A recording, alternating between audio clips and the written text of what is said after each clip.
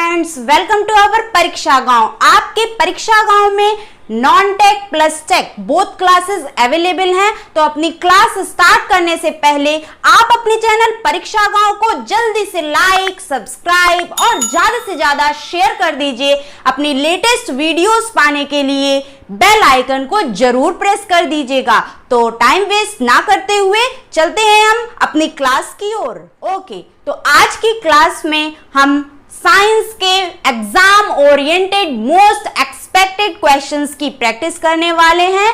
तो चलते हैं हम अपने फर्स्ट क्वेश्चन की ओर। ओके, तो हमारा फर्स्ट क्वेश्चन क्या कह रहा है, किस विटामिन को हार्मोन भी कहते हैं? A vitamin A, B vitamin B, C vitamin D या डी विटामिन ई। जल्दी से सभी लोग आंसर दीजिए, बिल्कुल गलत नहीं होना चाहिए, एकदम सही होना चाहिए। जल्दी से बताइए।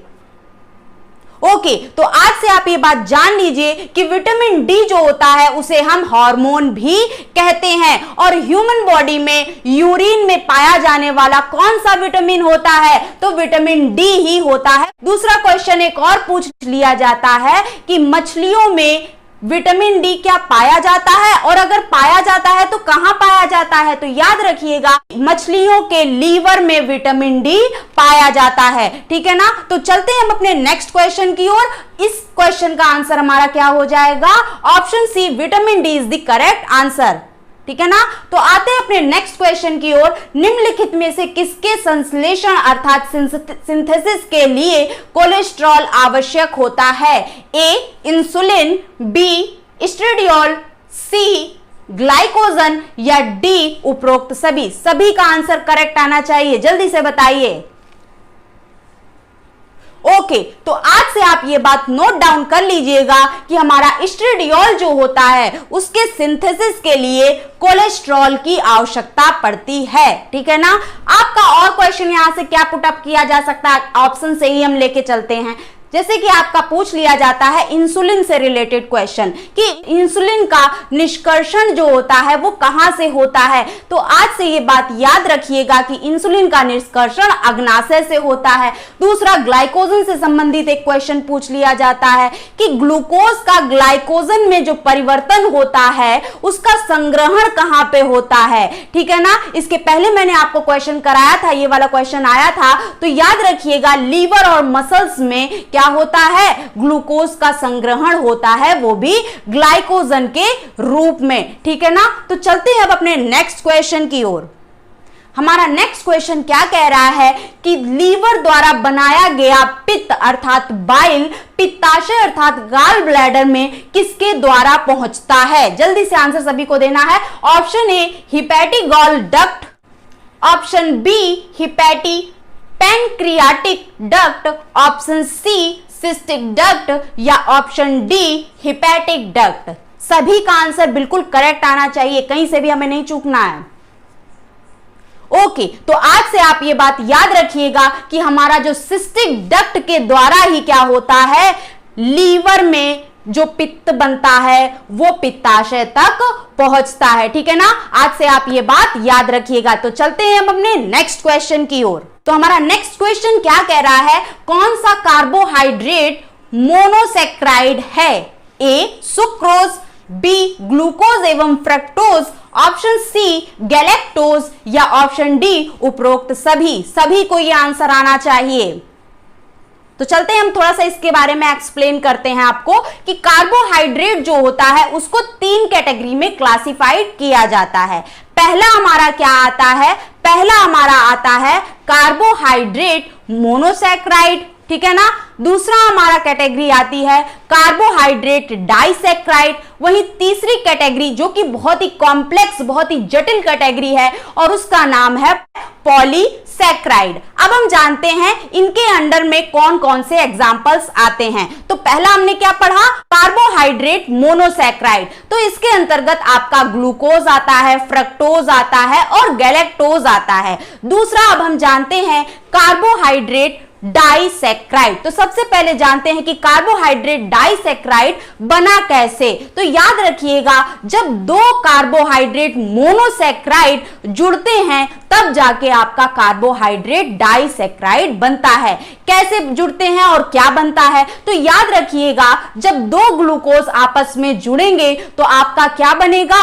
माल्टोज बनेगा, ठीक है ना। और वहीं एक ग्लूकोज और एक फ्रक्टोज जुड़ेगा तो आपका क्या बनेगा? तो याद रखिएगा, सुक्रोज बनता है। और वहीं एक ग्लूकोज और एक गैलेक्टोज जुड़ता है तब आपका क्या बनता है? लैक्टोज बनता है। इतनी बात आपको क्लियर हो गई। अब हम आते हैं, हमारा जटिल जो कैटेगरी थी अर्थात पॉलीसैकेराइड की, उसके अंदर हमारे कौन कौन से एग्जाम्पल होते हैं उसको हम जानते हैं। तो उसके अंदर हमारा स्टार्च होता है, सेल्यूलोज होता है, ग्लाइकोज होता है, वहीं किटिन भी होता है, ठीक है ना। तो जल्दी से इसका आंसर अब सबका आ जाना चाहिए, ठीक है ना। मोनोसैकेराइड अभी मैंने बताया, ग्लूकोज, फ्रक्टोज और गैलेक्टोज। गैलेक्टोज आप देख रहे हो थर्ड ऑप्शन में है, सेकंड ऑप्शन में आपका ग्लूकोज एवं फ्रक्टोज है। तो बताइए आप किस पर लगाओगे? यहां पर आपकी पावर है इसकी कंपैरिजन में ज्यादा हो गई, यहां पे दो लोग हैं वहां पे एक ही लोग हैं ना, तो हमें क्या लगाना है? Option B one is the correct answer for this question. Now let's move on our next question.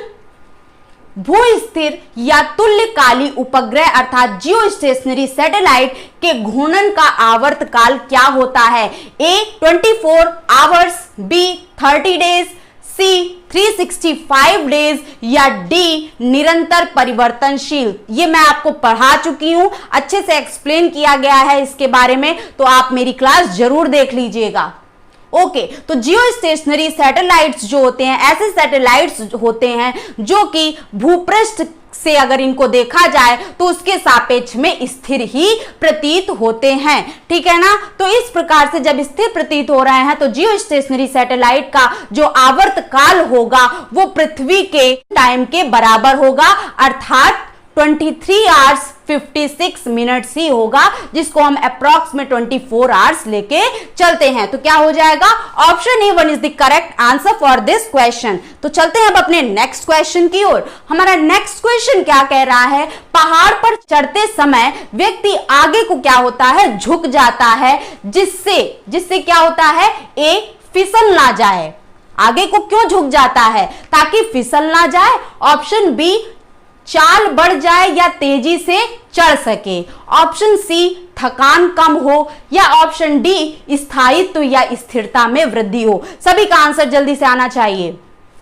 Okay, time waste हमें नहीं करना है। तो याद रखिएगा कि हम अपने स्थायित्व को, अपनी स्थिरता में वृद्धि लाने के लिए ही हम क्या करते हैं? पहाड़ों पर चढ़ते समय आगे की ओर झुक जाते हैं। Option D one is the correct answer for this question. तो आगे चलते हैं अपने नेक्स्ट क्वेश्चन की ओर। घड़ी में चाबी भरने की प्रक्रिया में घड़ी में ए विद्युत ऊर्जा संग्रहित हो जाती है, ऑप्शन बी दाब ऊर्जा संग्रहित होती है, ऑप्शन सी गतिज ऊर्जा संग्रहित होती है या ऑप्शन डी स्थितिज ऊर्जा संग्रहित होती है। जल्दी से सभी का आंसर आना चाहिए विथ फुल एक्सप्लेनेशन के साथ। जल्दी से बताइए। ओके, तो जब आप क्या करते हो? घड़ी में चाबी भरते हो या गुलेल का यूज करते हो, तो जो रबर होती है उसको स्ट्रेच करते हो ना, या स्प्रिंग को जब आप स्ट्रेच करते हो, जो भी आप कार्य कर रहे होगे वो हमारा कौन सी ऊर्जा में उसमें संचित हो जाता है, कौन सी एनर्जी में उसमें स्टोर्ड हो जाता है? तो याद रखिएगा स्थितिज ऊर्जा अर्थात पोटेंशियल एनर्जी में स्टोर्ड हो जाता है। और उसके बाद जैसे ही हम क्या करते हैं, स्प्रिंग को जैसे अगर हम खींच रहे हैं, ठीक है ना, जब हमने उसको खींचा तो अपनी सारी एनर्जी पोटेंशियल एनर्जी में स्टोर करा दी। उसके बाद जैसे ही हमने छोड़ा तो वो क्या होगा? स्प्रिंग हमारी गति करने लगेगी, अर्थात सारी की सारी पोटेंशियल एनर्जी हमारी काइनेटिक एनर्जी में कन्वर्ट हो जाएगी। तो हमारा आंसर क्या होगा इसका? ऑप्शन डी स्थितिज ऊर्जा में संग्रहित होती है। Option D one is the correct answer for this question. चलते हैं अपने नेक्स्ट क्वेश्चन की ओर। 20 किलोग्राम के एक पिंड को भूमि के ऊपर 1 मीटर की ऊंचाई पर बनाए रखने हेतु, क्वेश्चन बिल्कुल सही से पढ़िएगा, कि ऊंचाई पर बनाए रखने हेतु आवश्यक कार्य क्या होगा? ए 0 होगा, बी 20 जूल होगा, सी 200 जूल होगा या डी इसमें से कोई सत्य नहीं है। जल्दी से सभी का आंसर आना चाहिए।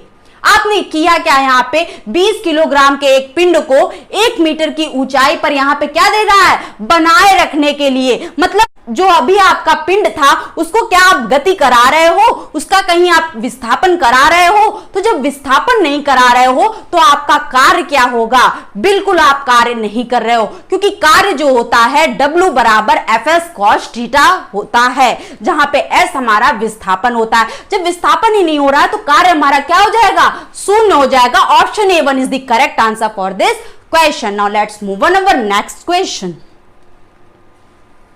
किसी पिंड का वेग 2 गुना हो जाए तो A उसका त्वरण जो होगा 2 गुना हो जाएगा।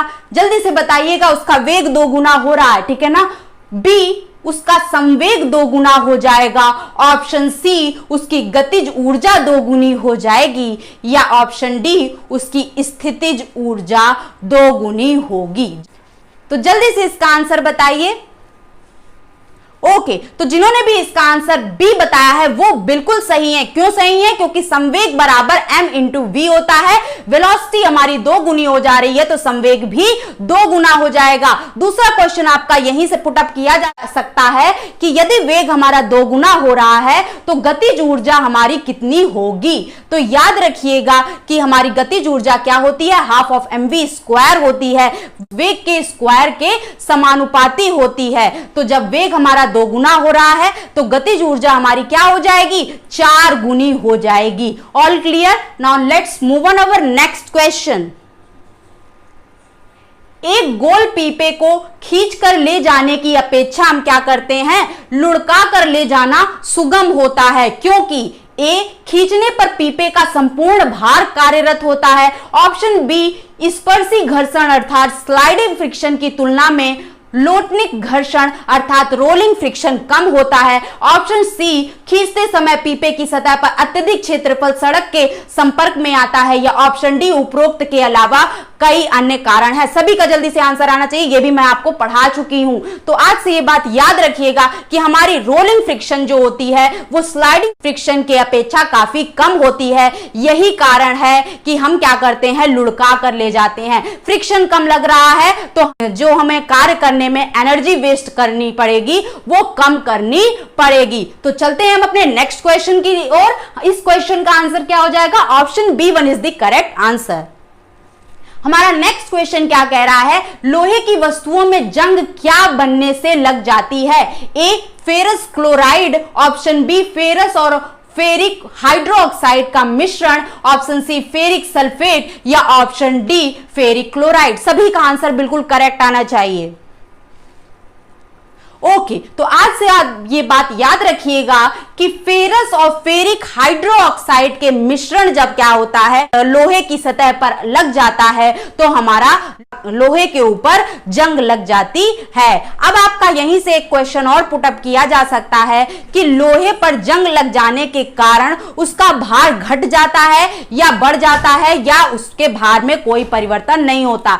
तो आप क्या कहोगे कि इसका भार बढ़ जाता है। दूसरा, आप यहां से एक और क्वेश्चन पूछ सकता है कि हमारे लोहे पर जब जंग लग जाती है तो उसका निवारण कैसे करते हैं, उसको रिमूव कैसे करते हैं। तो उस पर जस्ता की हम परत चढ़ा देते हैं, उसको गैल्वनाइज्ड कर देते हैं, और इस प्रक्रिया को ही हम क्या कहते हैं, जस्तीकरण या गैल्वनाइजेशन कहते हैं। तो option B1 is the correct answer for this question. Now let's move on our next question. Next question हमारा क्या कह रहा है, वायु में विभिन्न गैसों का अनुपात क्या है। ए अज्ञात है, बी स्थिर है, सी अलग अलग स्थानों पर अलग अलग है, या ऑप्शन डी शहरों के औद्योगिकरण पर निर्भर करता है। जल्दी से सभी का आंसर आना चाहिए, इसमें कोई बताने वाली बात नहीं है। अलग अलग स्थानों पर क्या होता है, अलग अलग होता है। Option C1 is the correct answer for this question. तो टाइम वेस्ट ना करते हुए चलते हैं अपने नेक्स्ट क्वेश्चन की ओर। नेक्स्ट क्वेश्चन हमारा क्या कह रहा है, वायु के नमूने में क्या है। ए केवल ऑक्सीजन गैस, बी केवल ऑक्सीजन और नाइट्रोजन गैस, ऑप्शन सी केवल कार्बन डाइऑक्साइड गैस, या option D oxygen, nitrogen, carbon dioxide, जलवाष्प और कुछ अक्रिय गैसें, सभी को पता होगा। Option D one is the correct answer for this question. दूसरा, आपको यहां से एक और क्वेश्चन पता होना चाहिए कि यदि मैं आपसे पूछूं ये जो हमारी गैसेस हैं, जो भी हमारे वायुमंडल में पाए जाते हैं, उनके परसेंटेज का घटते या बढ़ते क्रम में बताइए। तो चलते हैं हम घटते क्रम में पढ़ते हैं। क्या होता है, पहले हमारा सबसे अधिक परसेंटेज किसका होता है, नाइट्रोजन का होता है, उसके बाद ऑक्सीजन, उसके बाद इनर्ट गैस अर्थात अक्रिय गैस आती है, वो भी आर्गन, और लास्ट हमारी क्या होती है, कुछ अदर गैसेस होती हैं। तो option D one is the correct answer for this question. Now let's move on our next question. Next question हमारा क्या कह रहा है, अपमार्जक अर्थात डिटर्जेंट द्वारा कठोर जल के साथ झाग उत्पन्न करने का क्या कारण है। ए, वे कठोर जल में घुलनशील होते हैं। ऑप्शन बी, वे रंगहीन पदार्थ होते हैं। ऑप्शन सी, सल्फोनिक अम्ल के कैल्शियम तथा मैग्नीशियम लवण जल में घुलनशील होते हैं। या ऑप्शन डी, वे कठोर जल के साथ सोडियम कार्बोनेट बनाते हैं। सभी का आंसर बिल्कुल करेक्ट आना चाहिए। केमिस्ट्री अच्छे से पढ़िए। ओके, जिन्होंने भी इसका आंसर सी दिया है, सल्फोनिक अम्ल के कैल्शियम तथा मैग्नीशियम लवण जल में घुलनशील होते हैं, वो कहीं से भी नहीं गलत है, बिल्कुल सही है। अब देखिए होता क्या है कि डिटर्जेंट जो होते हैं वो कठोर जल के साथ भी झाग बना लेते हैं, इसके साथ साथ सॉफ्ट वाटर के साथ भी क्या करते हैं, झाग बना लेते हैं। ठीक है ना, तो इसका आंसर तो पता चल गया। इसके साथ साथ और भी बातें हम जान लेते हैं कि डिटर्जेंट कौन कौन से टाइप्स होते हैं। डिटर्जेंट के क्या होते हैं, तीन टाइप्स होते हैं। पहला होता है एनायनिक डिटर्जेंट, दूसरा कैटायनिक डिटर्जेंट और तीसरा नॉन आयनिक डिटर्जेंट। इतनी बात आपको क्लियर। तो अब हम जानते हैं कि हमारा एनायनिक डिटर्जेंट कैसे बनता है।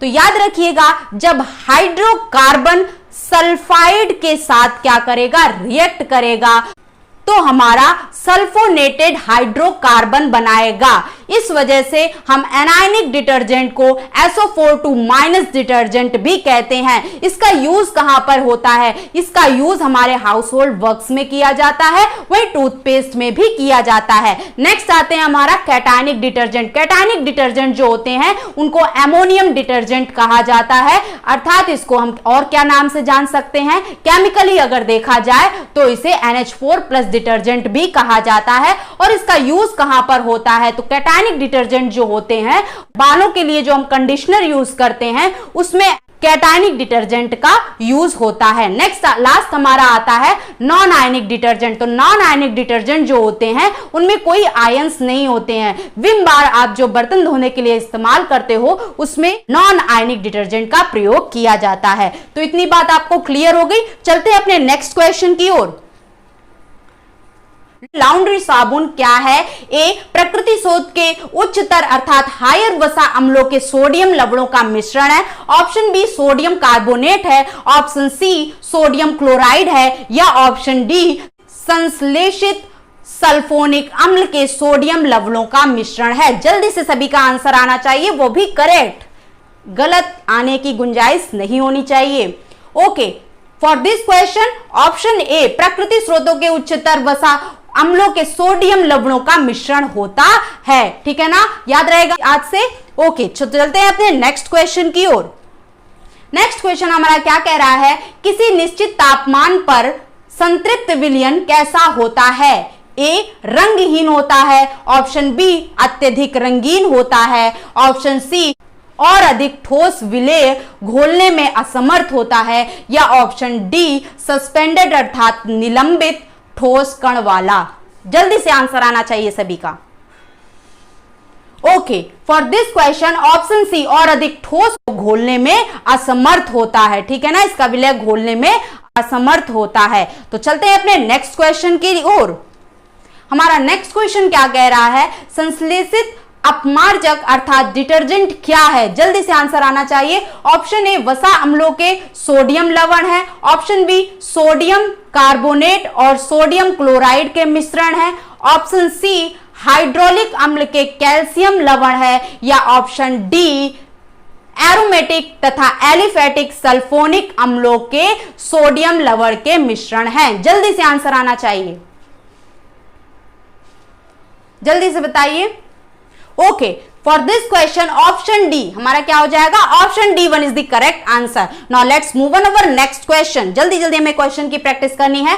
चूने के जल अर्थात लाइम वाटर में क्या होता है? ए सोडियम हाइड्रोक्साइड होता है, ऑप्शन बी कैल्शियम हाइड्रोक्साइड होता है, ऑप्शन सी सोडियम कार्बोनेट होता है, या ऑप्शन डी कैल्शियम क्लोराइड होता है। जल्दी से सभी का आंसर आना चाहिए कि लाइम वाटर में क्या होता है। CaOH का होल ट्वाइस होता है अर्थात कैल्शियम हाइड्रोक्साइड होता है। Option B one is the correct answer for this question. Now let's move on our next question. Next question हमारा क्या कह रहा है, खाद्य तेलों को वनस्पति घी में किस प्रक्रम द्वारा बदला जाता है? ए हाइड्रोजनीकरण, ऑप्शन बी आसवन, ऑप्शन सी ऑक्सीकरण, या ऑप्शन डी क्रिस्टलन। सभी का आंसर क्लियर आना चाहिए। तो देखिए जो खाद्य तेल होते हैं उनमें डबल बॉन्ड होता है क्योंकि वो अनसैचुरेटेड होते हैं जो कि हमारे खाने के लिए हानिकारक सिद्ध होते हैं। इसलिए इनमें हाइड्रोजन गैस पास की जाती है निकिल और पीडी की प्रेजेंस में, ठीक है ना, जिससे क्या होता है इनका डबल बॉन्ड सिंगल बॉन्ड में कन्वर्ट हो जाता है और वो हमारा क्या कहलाता है, सैचुरेटेड कहलाता है, ठीक है ना। अनसैचुरेटेड से हमारा क्या हो गया, सैचुरेटेड हाइड्रोकार्बन हो गया, ठीक है ना। और ये सैचुरेटेड हाइड्रोकार्बन जो होता है वो हमारी बॉडी को बुरा प्रभाव नहीं डालता। तो इस प्रोसेस को हम क्या कहते हैं, ये जो हमारी कंप्लीट रिएक्शन होती है इसको हम हाइड्रोलिसिस कहते हैं। ये जो कन्वर्जन हुआ वो हाइड्रोलिसिस के द्वारा ही हुआ, क्योंकि हाइड्रोजन गैस हमने पास की ना, तो हमारा इसका आंसर क्या हो जाएगा, हाइड्रोजनीकरण अर्थात हाइड्रोलिसिस के द्वारा ये कंप्लीट हुआ, ठीक है ना। आते हैं अपने नेक्स्ट क्वेश्चन की ओर। रासायनिक तौर पर हीरा क्या है? ए धातु कार्बोनेटों का मिश्रण है, ऑप्शन बी शुद्ध कार्बन है, या ऑप्शन सी रेत का शुद्ध रूप है, या ऑप्शन डी कैल्शियम और मैग्नीशियम फॉस्फेट का मिश्रण है। आंसर सभी का करेक्ट आना चाहिए। ओके, तो याद रखिएगा हीरा और ग्रेफाइट ये जो हैं वो हमारे कार्बन के शुद्ध रूप होते हैं। ये कार्बन के क्या होते हैं, अपरूप होते हैं। तो for this question option B one is the correct answer. Now let's move on our next question. Next question हमारा क्या कह रहा है, रेनिन का श्रवण करने वाला अंग है? A liver, B stomach, C kidney, या ऑप्शन डी उपरोक्त में से कोई नहीं। जल्दी से सभी का आंसर आना चाहिए। ओके, तो आज से आप ये याद रखिएगा कि हमारे स्टमक में क्या होता है, फाइलोरिक ग्रंथि से, फाइलोरिक ग्लैंड से गैस्ट्रिक जूस निकलता है अर्थात जठर रस निकलता है। और उस जठर रस में दो एंजाइम्स पाए जाते हैं। First one is pepsin and the second one is rennin. Pepsin का कार्य क्या होता है, वो प्रोटीन्स को पेप्टॉन्स में विखंडित करता है, तोड़ता है। और वहीं रेनिन का कार्य क्या होता है, तो रेनिन का कार्य दूध में घुली हुई जो प्रोटीन हमारी होती है, कौन सी प्रोटीन होती है, कैसिनोजन होता है, इसको कठोर प्रोटीन में बदल देती है। कौन से कठोर प्रोटीन में बदल देती है, तो कैल्शियम पैराकैसिनेट में, ठीक है ना। इतनी बात आपको क्लियर हो गई। दूसरा आप ये भी जान लीजिए कि स्टमक में ही क्या होता है, ऑक्जेंटिक कोशिका से HCl निकलता है। और HCl का कार्य क्या होता है, ये भोजन में जो बैक्टीरियाज होते हैं उनको क्या कर देता है,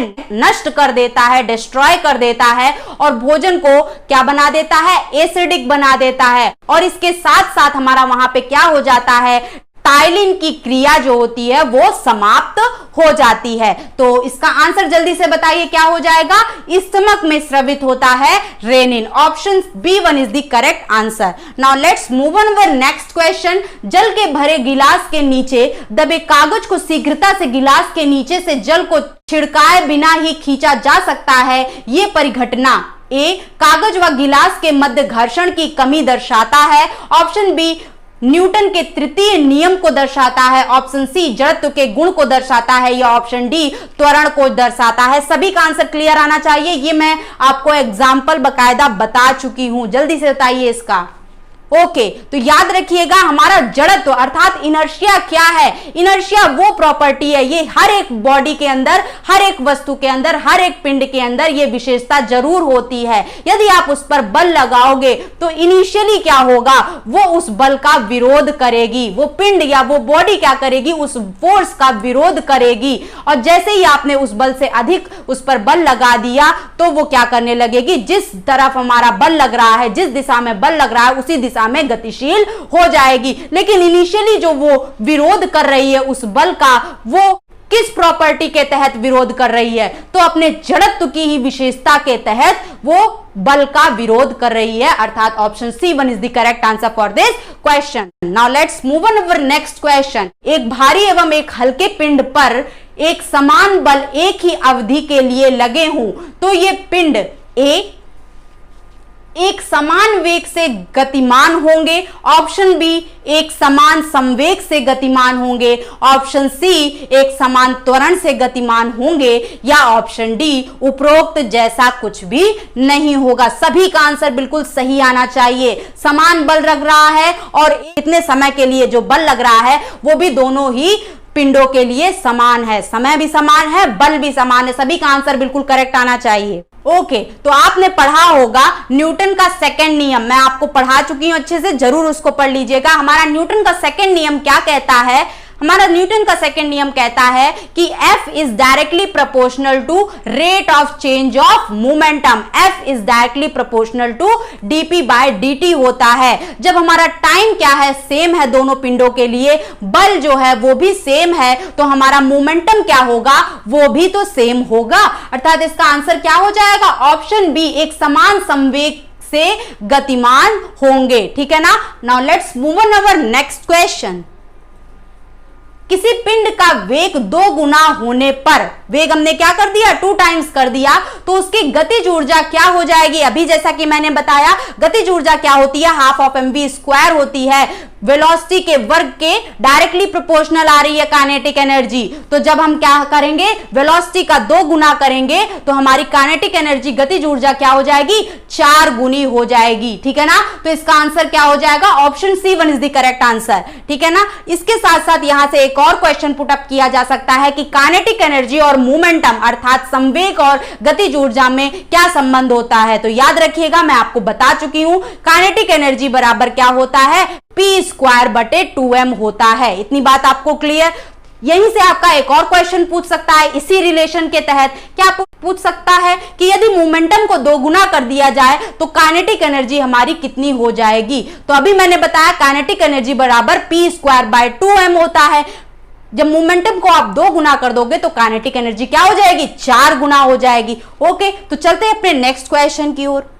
तो आज हम क्या करते हैं, क्वेश्चन भी अलग अलग समझते चलते हैं। एक क्वेश्चन से हमारे कई क्वेश्चन क्लियर हो रहे हैं। तो नेक्स्ट क्वेश्चन हमारा क्या कह रहा है, स्थिर आलंब के लटके एक लंबे धागे से बंधा एक छोटा पदार्थ इधर उधर झूल अर्थात दोलन कर रहा है, तो पदार्थ को ए स्थितिज ऊर्जा दोलन के मध्य में अधिकतम होगी, ऑप्शन बी गतिज ऊर्जा दोलन के बीच में अधिकतम होगी, ऑप्शन सी स्थितिज ऊर्जा हमेशा गतिज ऊर्जा के बराबर होगी, या ऑप्शन डी स्थितिज व गतिज ऊर्जा का कुल योग दोलन के मध्य में अधिकतम होगा। जल्दी से बताइए। आपका एक पेंडुलम है, घड़ी आपके यहाँ अगर होगी पेंडुलम वाली तो ऐसे ऐसे घूमती होगी ना, ऐसे ऐसे घूमती होगी। तो देख लीजिए, आप ऐसे धागा ही ले लीजिए, यहाँ पे पत्थर बांध लीजिए, उसको जब आप ऐसे ऐसे ले जाओगे तो जब वो कॉर्नर्स पर आ जाएगा, एक्सट्रीम अपने अंतिम बिंदु पर आ जाएगा, अपने एक्सट्रीम एंड्स पर आ जाएगा, तो वहां पर उसका क्या हो जाएगा,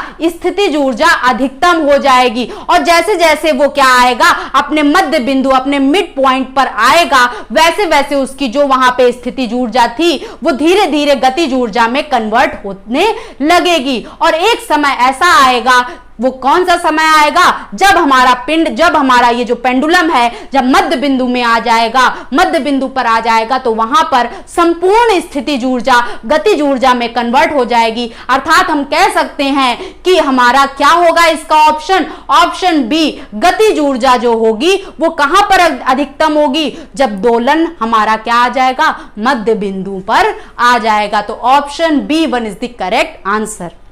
now let's move on our next question. Vitamin की खोज किसने की? ए लूनिन ने, बी फंक ने, सी सुमनर ने या डी सेंगर ने? जल्दी से सभी का आंसर आना चाहिए। ये जो खोज करता है वो सभी को आना चाहिए। कोशिका की खोज किसने की? ठीक है ना। इस सारे तरह से कई सारे क्वेश्चंस पुटअप किए जा सकते हैं, सभी को ये पता होना चाहिए। तो क्या हो जाएगा इसका आंसर? ऑप्शन बी, फंक ने की थी विटामिन की खोज। ठीक है ना। इसी तरह से जितनी भी खोजें हैं वो आप याद कर लीजिएगा। तो अब आते हैं अपने नेक्स्ट क्वेश्चन की ओर। डीएनए में होते हैं A amino acid, B peptides, option C peptones या ऑप्शन डी न्यूक्लियोटाइड्स? जल्दी से इसका आंसर आना चाहिए। डीएनए में क्या होते हैं? तो याद रखिएगा डीएनए में न्यूक्लियोटाइड्स होते हैं। यहीं से आपका पूछ सकता है कि डीएनए का जो डबल हेलिक्स मॉडल होता है उसका प्रतिपादन किसने किया? तो याद रखिएगा वॉटसन एंड क्रिक ने किया। यहीं से पूछ सकता है कि डीएनए द्वारा किस चीज का नियंत्रण किया जाता है? तो प्रोटीन का नियंत्रण किया जाता है। ठीक है ना। जितनी भी जेनेटिक क्रियाएं संचालित होती हैं वो डीएनए के द्वारा ही होती हैं। ठीक है ना। डीएनए की इकाई पूछ सकता है, यूनिट पूछ सकता है, तो क्या होती है? जीन होती है। Now let's move on our next question. निम्नलिखित में से कौन सा डाइसैक्राइड है? अभी मैं सब आपको बता चुकी हूं। डाइसैक्राइड आपसे पूछा गया है। A fructose, B dextrin, option C galactose या ऑप्शन डी माल्टोज? अगर आपने नोट डाउन किया होगा, मेरी बातों को ध्यान से समझा होगा, आंसर इसका तुरंत आ जाएगा। तो क्या हो जाएगा? माल्टोज। डाइसैक्राइड कौन कौन से होते हैं? माल्टोज, दूसरा सुक्रोज, तीसरा लैक्टोज। 3 एग्जांपल बताया ना। तो option D 1 is the correct answer. Now let's move on our next question. निम्नलिखित में से कौन सा दुग्ध प्रोटीन अर्थात मिल्क प्रोटीन है? Option A lactogen, option B myosin, option C casein या ऑप्शन डी रेनिन? जल्दी से बताइए मिल्क प्रोटीन कौन सा है? ओके, तो ऑप्शन सी केसिन हमारा जो है वो क्या है? मिल्क प्रोटीन है। Now let's move on our next question. आहार नाल अर्थात एलिमेंट्री कैनाल के किस भाग में प्रोटीन्स का अमीनो अम्लों में डिग्रेडेशन होता है? जल्दी से बताइएगा। ए छोटी आंत में, ऑप्शन बी कोलन में या ऑप्शन सी स्टमक या उदर में या ऑप्शन डी सिकम में? जल्दी से बताइए इसका आंसर। प्रोटीन का अमीनो अम्ल में जो डिग्रेडेशन होता है वो कहां पर होता है? जल्दी से बताइए। ओके, जिन्होंने भी इसका आंसर ऑप्शन ए बताया है छोटी आंत में, वो बिल्कुल सही हैं। अगर मैं आपसे पूछ दूं कि छोटी आंत में कौन कौन से एंजाइम्स पाए जाते हैं तो याद रखिएगा कौन सा पाया जाता है? इरेप्सिन पाया जाता है, लाइपेज पाया जाता है, लैक्टेज पाया जाता है, माल्टेज पाया जाता है, सुक्रेज पाया जाता है। ठीक है ना। और जो इरेप्सिन होता है वो क्या करता है? प्रोटीन को पेप्टोन्स में क्या कर देता है? डिग्रेड कर देता है। और वहीं इरेप्सिन ही क्या करता है? पॉलीपेप्टाइड्स को एमिनो एसिड्स में भी डिग्रेड करता है। For this question option A 1 is the correct answer and that is छोटी आंत, स्मॉल इंटेस्टाइन। ओके, तो आज के लिए इतना ही। अगर आपको हमारी क्लास, हमारे पढ़ाने का तरीका पसंद आए तो आप अपने चैनल परीक्षा गांव को जल्दी से लाइक, सब्सक्राइब और ज्यादा से ज्यादा शेयर कर दीजिएगा, प्लस बेल आइकन को जरूर प्रेस कर दीजिएगा ताकि हमारी लेटेस्ट वीडियोस आप तक आसानी से पहुंच सके। Okay, thank you.